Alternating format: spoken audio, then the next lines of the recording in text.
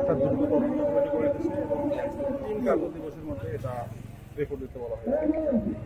আর যৌন সংক্রান্ত যে ব্যাপারগুলো এগুলো ফেসবুকে লেখালেখি হচ্ছে, কিন্তু কার সাথে যৌন হয়রানি হয়েছে, কে করছে, এগুলো এখন পর্যন্ত প্রশাসনে কেউ 2টা লাইনও লিখে দেবে। সুনির্দিষ্ট কোনো অভিযোগ আসে না। কেউ যদি সুনির্দিষ্ট কোনো অভিযোগ দেয় সাথে সাথে প্রশাসন এটার বিরুদ্ধে ব্যবস্থা নেবে, এখানে কোনো ছাড় দেওয়া হবে না। কিন্তু এখন পর্যন্ত প্রশাসন কোনো লিখিত অভিযোগ পায় নাই, কারো বিরুদ্ধেই না। স্যার, এখানে একটা প্রশ্ন হচ্ছে যে অ্যানোনিমাস অভিযোগ যদি কেউ দেয়, নাম প্রকাশ করে নাই, এই ক্ষেত্রে কেউ যদি সুনির্দিষ্ট অভিযোগ দেয় আমরা তার নাম গোপন রাখবো, কিন্তু নাম দিয়ে দিতে হবে। নাম দিয়ে দিতে হবে। হাওয়ায় মানে বায়বীয় কোনো অভিযোগের ভিত্তিতে কোনো বিচার হয় না। ফেসবুক ফাটায় ফেলেছে, খবরে নিউজ হচ্ছে, কিন্তু কারো কোনো সৎসাহস নাই যে আমাকে যৌন হয়রানি করছে, কেউ দলিল লিখে দিতে পারে না।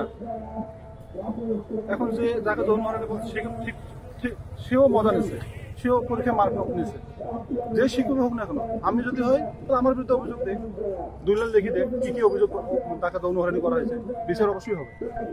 কিন্তু কোনো সুনির্দিষ্ট অভিযোগ ছাড়া কারোর বিরুদ্ধে বায়বীয় অভিযোগের ভিত্তিতে কারো বিচার হবে না।